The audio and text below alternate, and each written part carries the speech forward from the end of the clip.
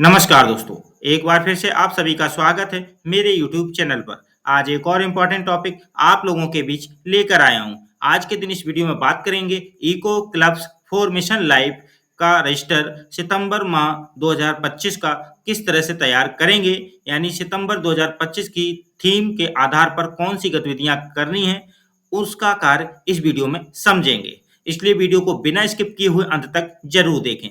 Video को like share comment करना मत भूलें। चैनल यदि अभी तक सब्सक्राइब नहीं किया तो चैनल को सब्सक्राइब करके बेल आइकन को हिट करके ऑल जरूर सिलेक्ट करें। तो स्टार्ट करते हैं वीडियो। सबसे पहले ऊपर पेज रहेगा eco clubs for mission life register session 2025-26, school name, block, district name. फिर इसके बाद आती है पहली गतिविधि दूसरे शनिवार को, कारण पहला शनिवार अवकाश रहेगा और उससे पूर्व भी एक अवकाश है शुक्रवार को भी। तो पहले सप्ताह को छोड़कर अगले सप्ताह में गतिविधि के लिए चलेंगे। दिनांक 13 सितंबर 2025 शनिवार, गतिविधि ओजोन परत के बारे में जागरूकता। अब यहाँ पर देखेंगे आज दिनांक 13/9/2025 दिन शनिवार को सितंबर माह की इको क्लब की गतिविधियों का आयोजन किया गया। इको क्लब की बैठक में इको क्लब के सदस्यों, हरित शिक्षक या शिक्षिका, शिक्षकों के साथ साथ अभिभावकों ने प्रतिभाग किया। गतिविधि के अंतर्गत सर्वप्रथम हरित शिक्षिका या शिक्षक द्वारा इको क्लब के सदस्यों को ओजोन परत के महत्व के बारे में बताया गया कि ओजोन परत समताप मंडल में स्थित ओजोन गैस की एक मोटी परत है जो सूर्य से आने वाली हानिकारक पराबैंगनी यानी यूवी विकिरणों को अवशोषित करके पृथ्वी पर जीवन की रक्षा करती है। यह परत त्वचा कैंसर और मोतियाबिंद जैसी बीमारियों के खतरे को कम करती है। हालांकि मानव निर्मित क्लोरोफ्लोरोकार्बन सीएफसीएस जैसी गैसें इस परत को नष्ट कर रही हैं, जिसके कारण ओजोन छिद्रों का निर्माण हुआ है। ओजोन दिवस हर साल 16 सितंबर को मनाया जाता है। अब देखिए 16 सितंबर को ओजोन दिवस भी मनाया जाना है, तो ये गतिविधि जब आप 13 सितंबर को करा लेंगे तो इससे जुड़ा हुआ ओजोन दिवस का भी सेलिब्रेशन का कार्यक्रम अपने विद्यालय स्तर पर जरूर करें और उस पर भी आप इस इको क्लब के तहत ओजोन परत के बारे में जरूर जानकारी शेयर करें। तो ओजोन दिवस हर साल 16 सितंबर को मनाया जाता है, जो ओजोन परत को बचाने के लिए अंतर्राष्ट्रीय दिवस है। यह दिन मॉन्ट्रियल प्रोटोकॉल पर हस्ताक्षर की याद में मनाया जाता है, एक महत्वपूर्ण अंतर्राष्ट्रीय संधि जो ओजोन परत को नुकसान पहुंचाने वाले पदार्थों के उपयोग को कम करने के लिए अपनाई गई थी। इस दिवस का उद्देश्य लोगों को ओजोन परत के महत्व के बारे में जागरूक करना और ओजोन परत के संरक्षण के प्रयासों को बढ़ावा देना है। ओजोन दिवस का महत्व। पहला, ओजोन परत की रक्षा। ओजोन परत पृथ्वी के वायुमंडल में मौजूद है और सूरज की हानिकारक पराबैंगनी किरणों को पृथ्वी तक पहुंचने से रोकती है। यह सभी जीवों के लिए जीवन की रक्षा करती है। दूसरा, मॉन्ट्रियल प्रोटोकॉल का उत्सव। यह प्रोटोकॉल ओजोन परत को नुकसान पहुंचाने वाले पदार्थों जैसे क्लोरोफ्लोरोकार्बन यानी सीएफसी के उत्पादन और उपभोग को चरणबद्ध तरीके से समाप्त करने में सफल रहा है। तीसरा, जलवायु परिवर्तन से जुड़ाव। मॉन्ट्रियल प्रोटोकॉल का एक महत्वपूर्ण परिणाम जलवायु परिवर्तन से लड़ने में मदद करना है, क्योंकि ओजोन परत को नष्ट करने वाले कई पदार्थ शक्तिशाली ग्रीन हाउस गैसें भी हैं। अगला, जागरूकता फैलाना। यह दिन लोगों को पृथ्वी की जीवन रक्षक प्रणालियों की नाजुकता और उन्हें सुरक्षित रखने की आवश्यकता के बारे में याद दिलाता है। ओजोन दिवस का इतिहास। ओजोन दिवस के इतिहास में पहला है 1987 में मॉन्ट्रियल प्रोटोकॉल। ओजोन परत को नष्ट करने वाले पदार्थों को खत्म करने के लिए राष्ट्रों ने मॉन्ट्रियल प्रोटोकॉल पर हस्ताक्षर किए।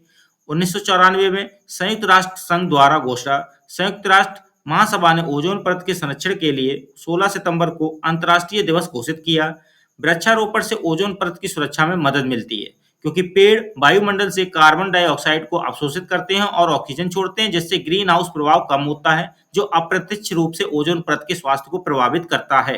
पेड़ सीधे तौर पर जमीनी स्तर पर ओजोन प्रदूषण को भी कम करते हैं, जिससे वायु की गुणवत्ता में सुधार होता है और ओजोन परत को नुकसान पहुंचाने वाले पदार्थों का स्तर कम होता है। वृक्षारोपण ओजोन परत की सुरक्षा में कैसे मदद करता है, इसके बारे में है कि कार्बन पृथक्करण। तो कार्बन पृथक्करण पेड़ प्रकाश संश्लेषण की प्रक्रिया के दौरान वायुमंडल से CO2 को अवशोषित करते हैं और उसे अपने बायोमास यानी लकड़ी और अन्य जैविक पदार्थ में संग्रहित करते हैं। यह कार्बन डाइऑक्साइड को वायुमंडल में जमा होने से रोकता है, जो ग्रीन हाउस गैसों के स्तर को कम करने और जलवायु परिवर्तन से लड़ने में मदद करता है, जिससे अप्रत्यक्ष रूप से ओजोन परत की रक्षा होती है। वायु गुणवत्ता में सुधार। पेड़ nitrogen oxide NOx, ammonia NH3 और सल्फर डाइऑक्साइड SO2 जैसे वायु प्रदूषकों को भी अवशोषित कर सकते हैं। जमीनी स्तर पर ओजोन यानी ग्राउंड लेवल ओजोन प्रदूषण का एक मुख्य घटक है और पेड़ इस प्रदूषक गैस को कम करके वायु गुणवत्ता में सुधार करते हैं। हरित आवरण बढ़ाना, पौधारोपण से ग्रीनरी बढ़ती है जो पर्यावरण को अधिकांश संरक्षित बनाती है। एक स्वस्थ और हरा भरा पर्यावरण अप्रत्यक्ष रूप से ओजोन परत की सुरक्षा में योगदान देता है। संक्षेप में, पेड़ CO2 को अवशोषित करके और वायुमंडलीय प्रदूषकों को कम करके ओजोन परत के स्वास्थ्य को बेहतर बनाने में महत्वपूर्ण भूमिका निभाते हैं। उपरोक्त जानकारी को छात्रों के साथ साझा करते हुए वृक्षारोपण गतिविधि का आयोजन स्थान चयन के बाद किया गया। उक्त गतिविधि के समस्त फोटो यानी अधिकतम 5 थीम एडॉप्ट हेल्दी लाइफस्टाइल के तहत प्लांटेशन ड्राइव सब थीम में अपलोड किए गए।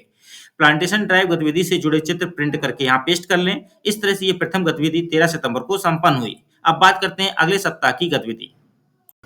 दिनांक 20 सितंबर 2025 शनिवार के दिन गतिविधि पर्यावरणीय शिक्षा सत्र जो कि एक पेड़ माह के नाम 2.0 अभियान के तहत कराई जाएगी। तो ये अगला सप्ताह है और ये गतिविधि शनिवार को 20 तारीख को हो रही है। इसमें पर्यावरणीय शिक्षा सत्र गतिविधि रखी गई है वृक्षारोपण के तहत। आज दिनांक 20 सितंबर 2025 दिन शनिवार को सितंबर माह की थीम से जुड़ी इको क्लब की गतिविधि पर्यावरणीय शिक्षा सत्र मतलब वृक्षारोपण जो एक पेड़ माह के नाम 2.0 अभियान के तहत है का आयोजन किया गया। इको क्लब की बैठक में इको क्लब के सदस्यों, हरित शिक्षक या शिक्षकों के साथ साथ 2 अभिभावकों ने प्रतिभाग किया।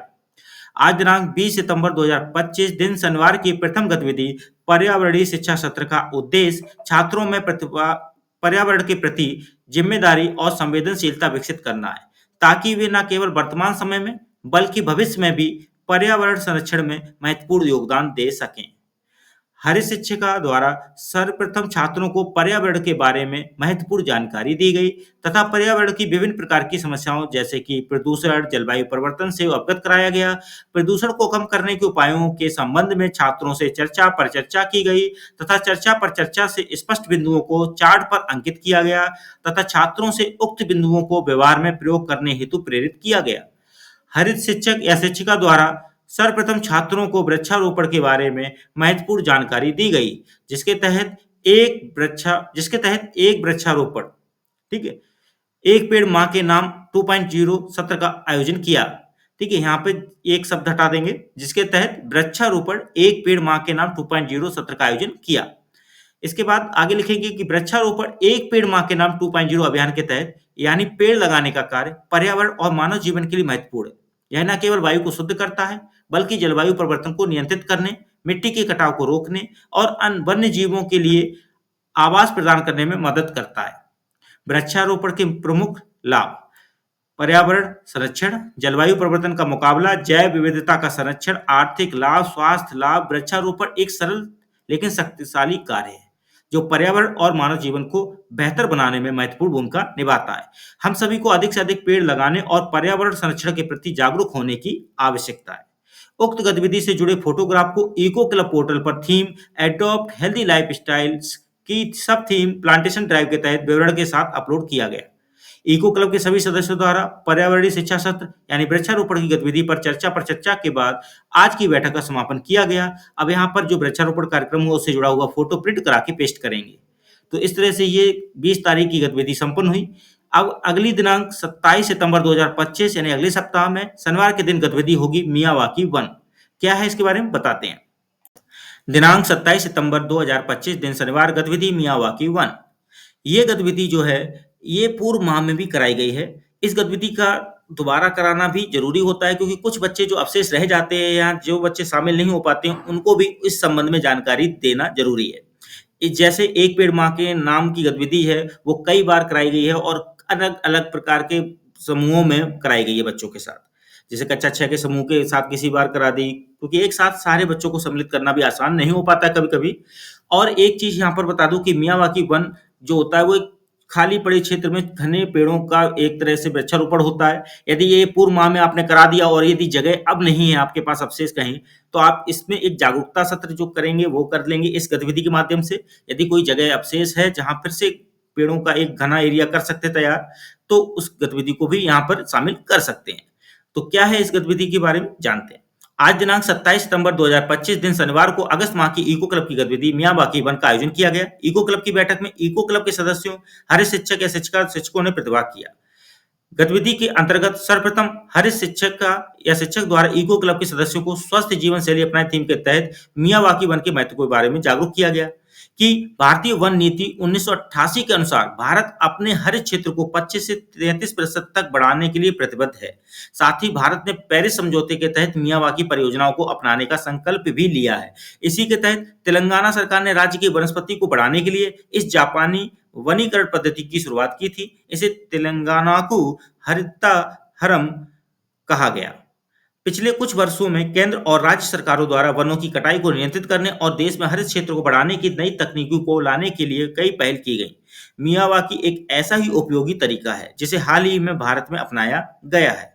मियावाकी पद्धति की प्रक्रिया स्टेप्स: चरण 1 मिट्टी के संगठन की जांच, वृक्षारोपण के लिए मूल प्रजाति का चयन, जमीन तैयार करना, वृक्षारोपण प्रक्रिया की शुरुआत और वन की देखभाल। फिर आता है आगे मियावाकी तकनीकी के लाभ। ऐसे दौर में जबकि विश्व पर्यावरणीय संकट से जूझ रहा है, मियावाकी पद्धति नवीनीकरण में विशेष रूप से सहायक हो सकती है। इस पद्धति को अपनाने के निम्नलिखित लाभ हमें मिल सकते हैं। एक, मियावाकी पद्धति का सबसे बड़ा लाभ यह है कि वह वनीकरण की एक ऐसी विधि है जो कम समय में सामान्य से अधिक सघन वन बनाने में मदद करती है।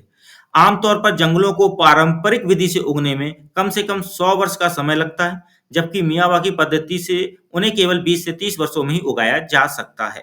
इस प्रक्रिया में पौधों की वृद्धि 10 गुना अधिक तेजी से होती है और वनस्पति सामान्य से 30 गुना अधिक सघन पाए जाते हैं। मियावाकी वन भी उस क्षेत्र में रहने वाली बहुत सी प्रजातियों के आवास के रूप में कार्य करते हैं। मियावाकी पद्धति से तैयार वन हवा, पानी, शोर और मिट्टी के प्रदूषण को नियंत्रित करने में मदद करते हैं। मियावाकी पद्धति से तैयार वन भारी बारिश में मिट्टी की ऊपरी परत को बहने से रोकने का काम करते हैं, क्योंकि पेड़ एक दूसरे के करीब लगाए जाते हैं और पेड़ों के जड़ मिट्टी को जकड़ कर रखते हैं। ये पेड़ एक दूसरे को सीधी धूप से बचाते हैं और जंगल में आग लगने की संभावनाओं को भी काफी हद तक कम करते हैं। इस विधि को प्रयोग करके घरों के आसपास खाली पड़े स्थान को छोटे बागानों या जंगलों में बदला जा सकता है। यह विधि शहरों के लिए विशेष रूप से लाभकारी सिद्ध हो सकती है। तो मैंने बताया है कि यदि आपको लगता है आपके आसपास क्षेत्र यदि कोई बचा है अवशेष, तो उसमें ये जंगल या वन तैयार करने में आप इस गतिविधि का प्रयोग कर सकते हैं, और नहीं तो आप इस जानकारी को जागरूकता के तौर पे साझा करते हुए शेयर कर सकते हैं। उक्त गतिविधि के फोटोग्राफ को इको क्लब पोर्टल के थीम एडॉप्ट हेल्दी लाइफस्टाइल की सब थीम मियावाकी फॉरेस्ट के तहत विवरण के साथ फोटो अपलोड करेंगे। छात्रों को मियावाकी वन से जुड़ी जानकारी साझा करते हुए एक जागरूकता सत्र का यहाँ आयोजन करें, जिससे जुड़ा हुआ जो फोटो लें उसे प्रिंट करके यहाँ पेस्ट कर दें। इस तरह से आप सितंबर माह में इको क्लब की थीम यानी एक्टिविटीज को करेंगे। तो कैसा लगा वीडियो? अच्छा लगा हो तो लाइक शेयर कमेंट जरूर कीजिएगा। चैनल यदि अभी तक सब्सक्राइब नहीं किया है तो चैनल को सब्सक्राइब करके बेल आइकन को हिट करके ऑल जरूर सिलेक्ट कीजिएगा। ऐसे ही बहुत से इंपॉर्टेंट वीडियोज, इको क्लब्स की हर मंथ थीम से जुड़े हुए वीडियोज, रजिस्टर कार्ड से जुड़े हुए वीडियोज, कथन से जुड़ा हुआ वीडियो, या फिर प्रेरणा पोर्टल, यू डाइस, मीना मंच, बाल संसद, एसएमसी, पीटीएम या कोई भी ऐप जो आपके विभाग में आया हो कार्य करने के लिए, उससे जुड़ा हुआ वीडियो मैं अपने यूट्यूब चैनल पर लाता रहता हूं। इसलिए आप मुझसे जुड़े रहें और साथ दें। मिलते हैं अगली बार एक और बेहतरीन वीडियो के साथ। आज के लिए बस इतना ही। धन्यवाद।